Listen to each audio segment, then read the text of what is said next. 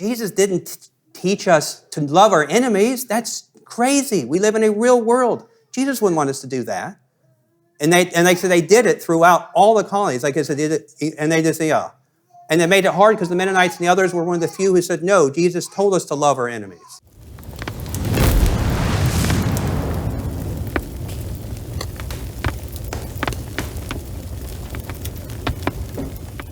Well, good morning. Good morning. We're going to talk about this, what happened to the kingdom Christians, the Christians who put Jesus' teachings first in the state of Pennsylvania, which at that time period was the colony of Pennsylvania. We're going to go back and look at King Charles II, who was the one who granted William Penn the land grant for Pennsylvania in 1681. I'm going to just read some key provisions of the charter in the summary form, but here's an actual of the charter itself.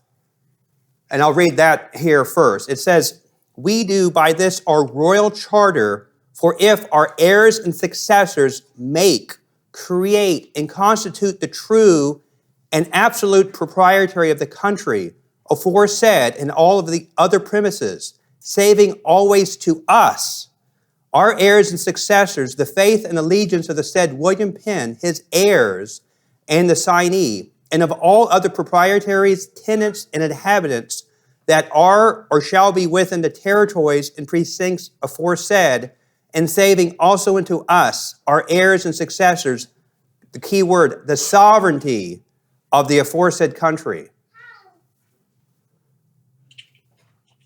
This charter granted the territory of Pennsylvania to William Penn, but like I said, it specifically reserves the sovereignty to the king and to the government of Great Britain. It grants William Penn the authority to make laws in the colony of Pennsylvania for the inhabitants of Pennsylvania, so long as those laws are in harmony with Great Britain. It requires a copy of every law that was passed in the colony of Great Britain to be sent to, passed in the colony of Pennsylvania to be sent to England, where it could be reviewed, and if it was a conflict with the laws of England, it would be declared null and void. I don't think that ever happened, but it was a provision. It allows the inhabitants of Pennsylvania to appeal any judgment that a court in Pennsylvania decided, to appeal it to the King of England and the Brit government in England. It allows the inhabitants of Pennsylvania to import and export goods, but you're required to pay customs, duties, and tariffs, just like all other English citizens. It wasn't just specifically on Pennsylvania. And it requires the inhabitants of Pennsylvania to obey the Navigation Acts. That was specifically in the Charter of 1681. And later, those same Navigation Acts are one of the things that the colonies rebelled against. And this Navigation Acts had been designed to make England the world power in commerce and trade.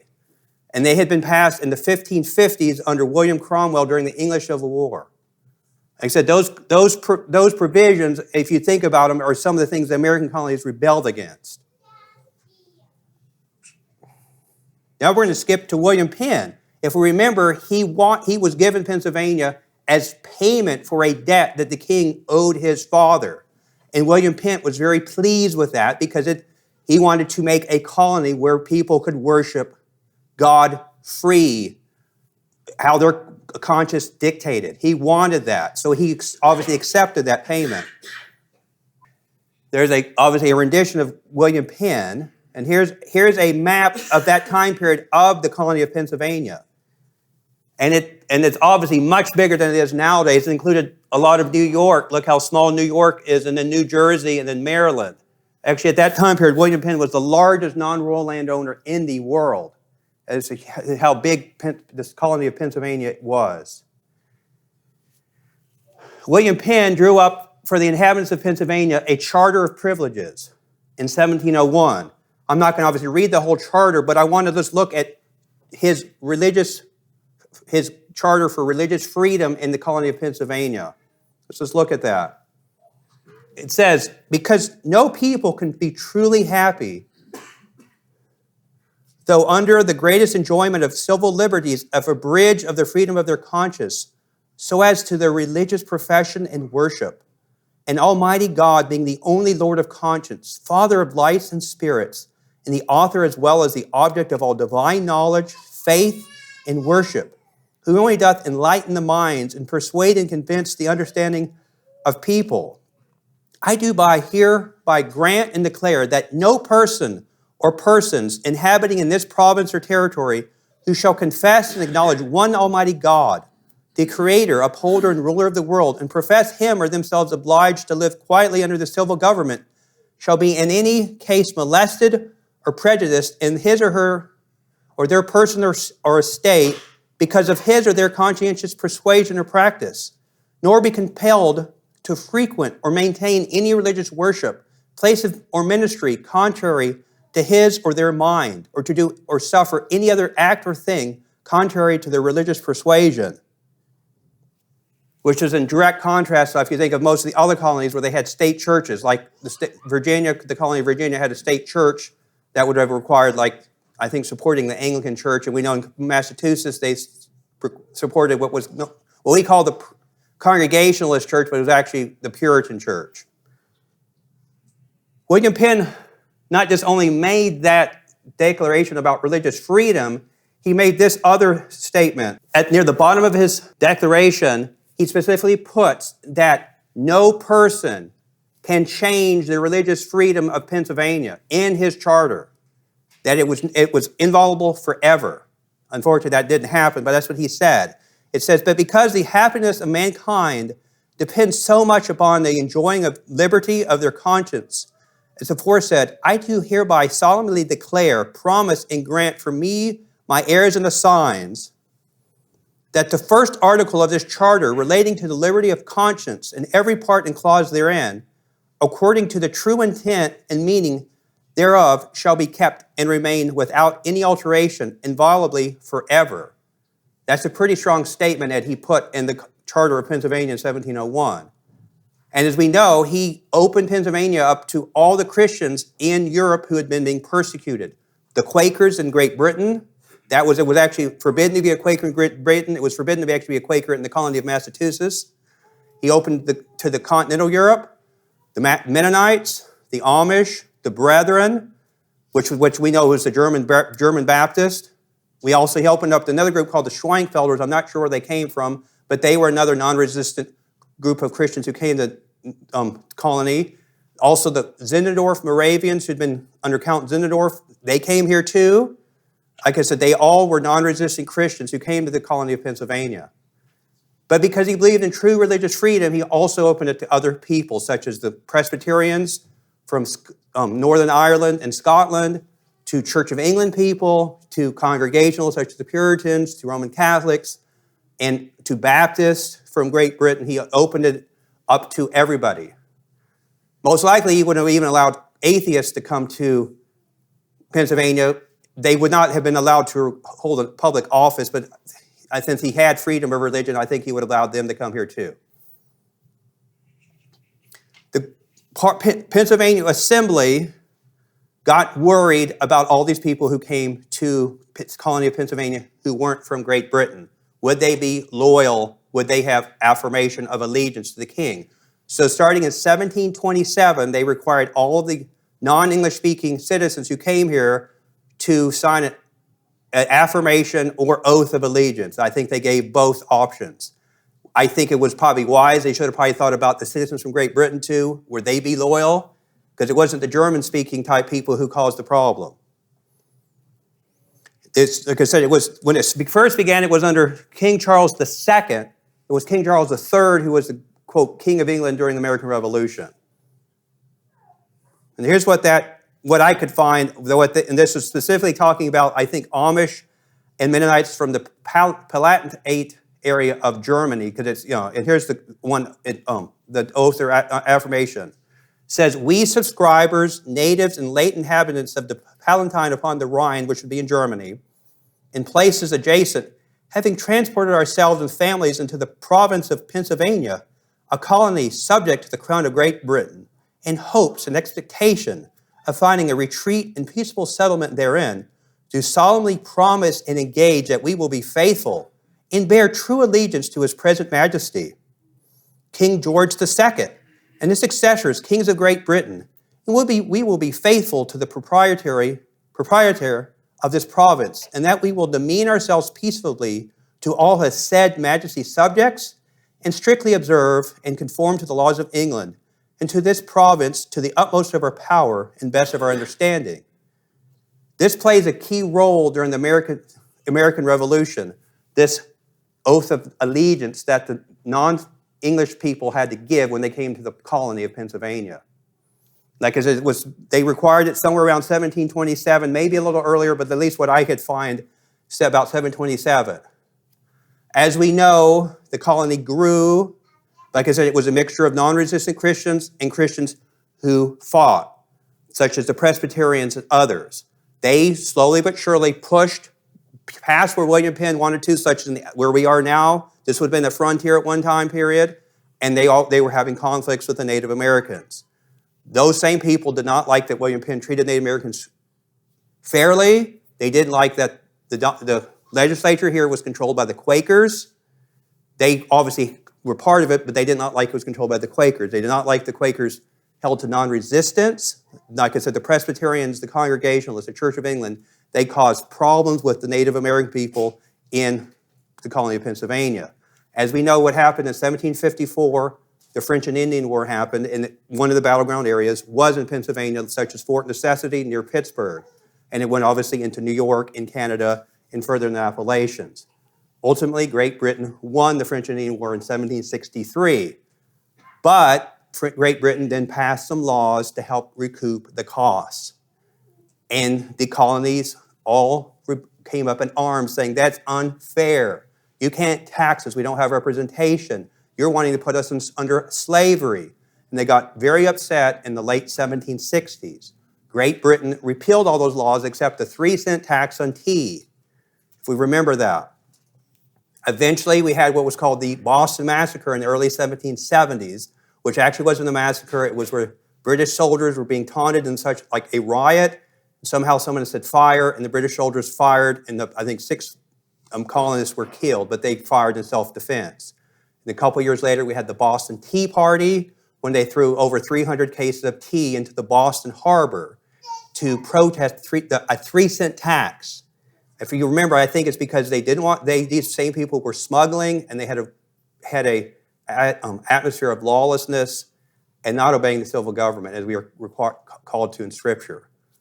Great Britain then put what was called the Acts of Intolerability. I think that's what it is. And that's where we go to our next slide. Here's a rendition of what's the Boston Committee of Correspondence. If we remember, the Sons of Liberty and others were going around both in Massachusetts and all the other colonies, stirring up people behind the scenes with these extraordinary committees of correspondence, safety, and observation. Pennsylvania, being a Quaker colony, was a little late, but they got those same things here in the state of Pennsylvania in 1774. These colonies, these committees sprang up behind the scenes. They had not been elected by the general populace. They more or less assumed all authority. They made laws, regulations, they executed judgments on the people. Like again, they were not elected. If you run afoul, you could get beaten up, tarred and feathered, and ultimately executed. I don't know if in Pennsylvania these committees actually executed anybody, but they could have. And then we had the First Continental Congress in the state of Pennsylvania that was called in 1774, and again, that was in Philadelphia, again, bypassing the elected body here in Pennsylvania. That was passed, I think at that time period, the colonies were trying to extend an olive branch of peace with Great Britain, but again, it bypassed the assembly, the Quaker-dominated assembly. And then a year later, 1775, we know what happened. Everything broke loose. We had the Battle of Lexington and Concord in 1775 outside of Boston. Britain realized the colonies were in open rebellion, sent in troops from Great Britain to quell the rebellion. So we had a Second Continental Congress in 1775, again in Philadelphia, again bypassing the Quaker-dominated assembly. I want to read in July 18th, 1775, the Continental Congress, Second Continental Congress, passed a militia act. And it had two sections. The first section was talking about the militia. It says that all able-bodied men throughout the colonies should form themselves into companies of militia, each selecting a captain, 2 lieutenants, a flag carrier, a drummer, and a fifer. On the other hand, it did remember the state of Pennsylvania had all these non-resistant Christians. It also said, as there are some people who for religious principles cannot bear arms in any case, this Congress intends no violence to their conscience, but earnestly recommends to them to contribute liberally in this time of universal calamity to the relief of the distressed brethren in the several colonies, and to do all other services to the distressed country which they can consistently do with their religious principle. So on paper, they acknowledged that they were conscientious objectors. In Pennsylvania here, we had militias show up. They more or less came up underground because the call for militia came out. So, and I was reading about some in Lancaster County, because this area was on the frontier again. Lancaster, Berks County. And these militia people who made these militias could not believe that there were people who were conscientious objectors and who did not want to support the revolution. And that was starting in the fall of 1775. They started having a real issue with people like us who weren't support. They actually went to the Quaker-dominated assembly asking for petitions, but they did petitions to the Quakers saying, hey, this is not fair. These people need to help us. And it was getting big. If you remember when I spoke before, there was a great-grandson of one of the Mennonite ministers, the Rittenhouse, who was actually a loyal patriot. His name was David Rittenhouse. He was one of the ones stirring up, they need to contribute. Benjamin Franklin said this about that issue. It says, those who could not, because of their conscience, make a military contribution should make a monetary one based on a fixed rate of assessment. If the benefits of the struggle are universal, it is not in accordance with justice of equity that the burden should be partial. Again, saying everybody needs to pay for the independence. But that's the same argument that Britain said about 6 years earlier, and the colonies said, no way, we're not paying for the French and Indian War. Some very inconsistent statement. If we remember, we had the Declaration of Independence in July 3rd, 1776. It was approved July 4th. The Quaker-dominated assembly adjourned at that time period, right before the American Declaration of Independence, because they realized they had no power, no one was listening to them. Why are we doing this? They made a new convention for a government here in Pennsylvania, a new constitutional convention. Benjamin Franklin helped head it up, and they actually made a new constitution here in Pennsylvania. And as I was just thinking about that, in the new constitution, John Adams had made this comment at the eve of the American Revolution. There was approximately a third of the population in all the colonies, and I think he was about right, a third of approximately each colony, who were called the Tory or the Loyalist, who supported Great Britain. There's about a third in each of the colonies who was a Whig or Patriot who supported independence, and there was about a third who remained neutral. Some of those, obviously in Pennsylvania, were the non-resistant Christians. Obviously other colonies would have had other people, but they more or less remained neutral from the whole thing.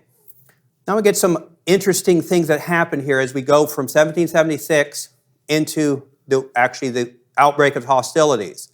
The Continental Army under the command of George Washington, the general, was coming towards Valley Forge because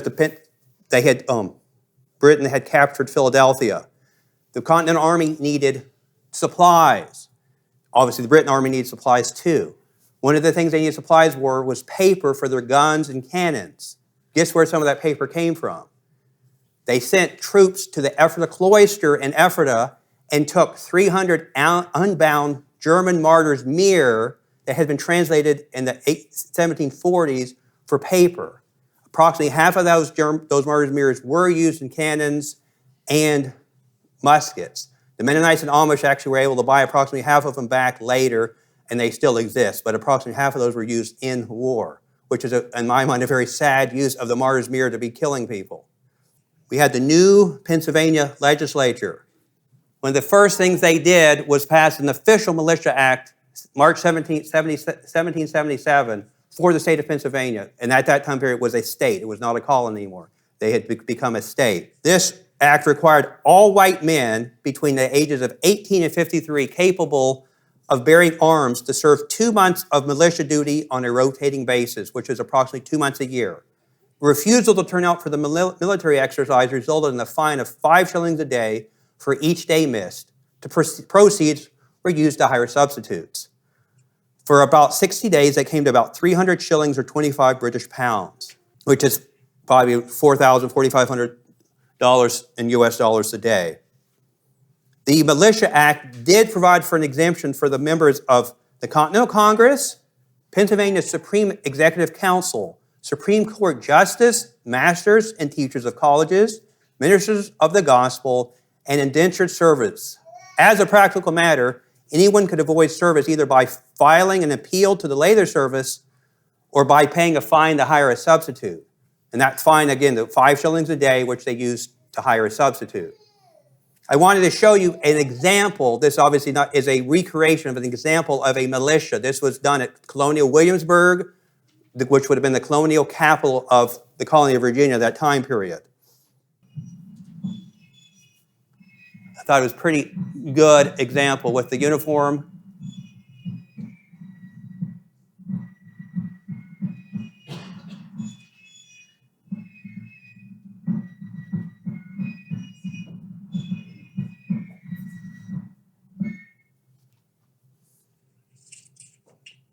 The other thing that the Pennsylvania legislature adopted, in addition to the Militia Act, that caused great havoc on the non-resistant Christians was with their oath of allegiance that was adopted first in 1777 and later amended 1778, and I think maybe in another amendment.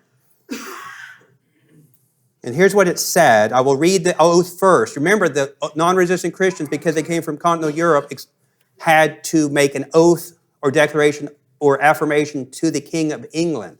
So now they're being asked to make a new declaration of allegiance. It says, therefore, it is enacted that all white male inhabitants of the state, I'll skip to the bottom, will subscribe before some justice of the peace an oath.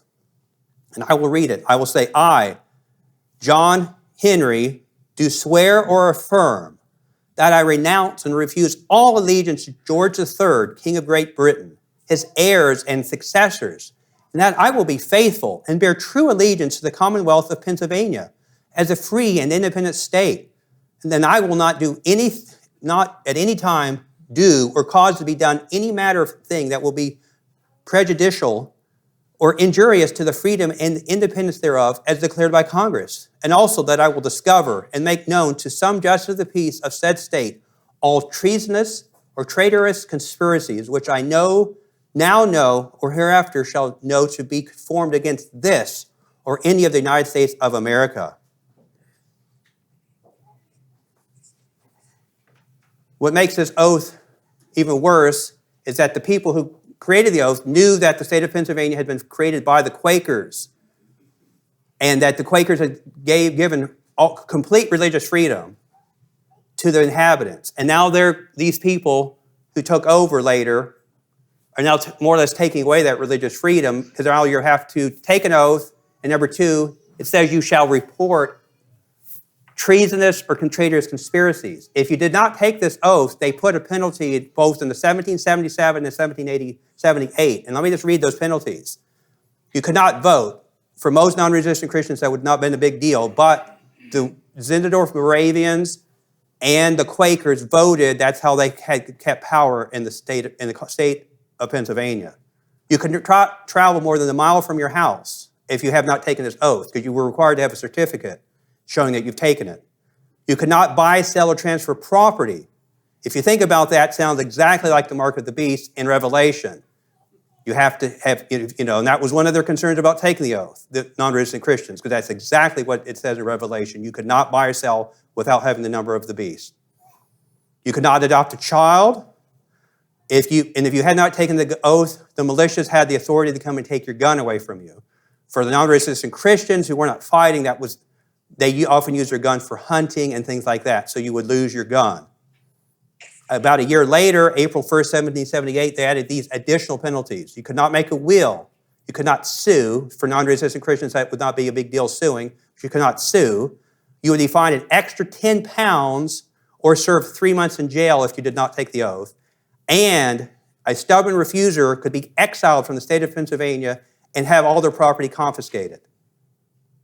That's pretty amazing. That sounded exactly like what happened in Europe. If you think about some of the stuff in Bern and Zurich, the same exact thing that happened in the state of Pennsylvania. If you remember, William Penn had guaranteed complete religious freedom, and now it's been taken away by the American revolutionists. Something that we do not hear in our history books, but it happened in this colony. The law also encouraged these residents of Pennsylvania to be a spy on their neighbor, to listen, to learn. Are you following us, or are you on the king's side? And to encourage that spying and traitorous, encouraging for them to spy, the provision gave that up to half of the property that was confiscated was now yours. So, of course, that's going to give an incentive for people who don't like somebody, a neighbor, or in the Mennonite cases, you're a little strange. Why won't you go with the program? So that a lot of neighbors were spying or using that as a reason to get back at somebody. The Mennonites and the others, why I say Mennonites, because the Mennonites, the Amish, and the Brethren, and the Schweinfelders, and the Moravians, and the Quakers, as I said, some of the reasons they didn't not want to take the oath, or there's some simple stuff that we all know from Scripture, that there was a direct violation. First one was, they had given their solemn affirmation when they came here. And Jesus says, let your yes be yes and your no, no. For whatever is more than these is from the evil one. Number two, the non-resistant Christians said this is in direct violation of Romans, where it says, let every soul be subject to the governing authorities, for there is no authority except from God. And the authorities that exist are appointed by God. Therefore, whoever resists the authority resists the ordinance of God, and those who resist will bring judgment on themselves. And then, related to that is the non-resistant Christians paid their taxes. As Jesus said, render therefore the things that are Caesar's, Caesar's, and therefore the things that are God's, God's. And who goes in rebellion and revolution for a 3-cent tax on tea, I think is ridiculous, and obviously I think they must have thought it was ridiculous too. And what made this, like I said, hard for them is the typical pastors in that time period, from the colony of Massachusetts to the colony of Georgia, preached that the revolution was a holy cause. It was a just war. We are being persecuted. These British are evil, wicked men. They're going to come over and steal everything, kill your wives and children, make you slaves, just like they've done but still do nowadays. They were saying, anybody who's noble and red-blooded doesn't want to be a slave.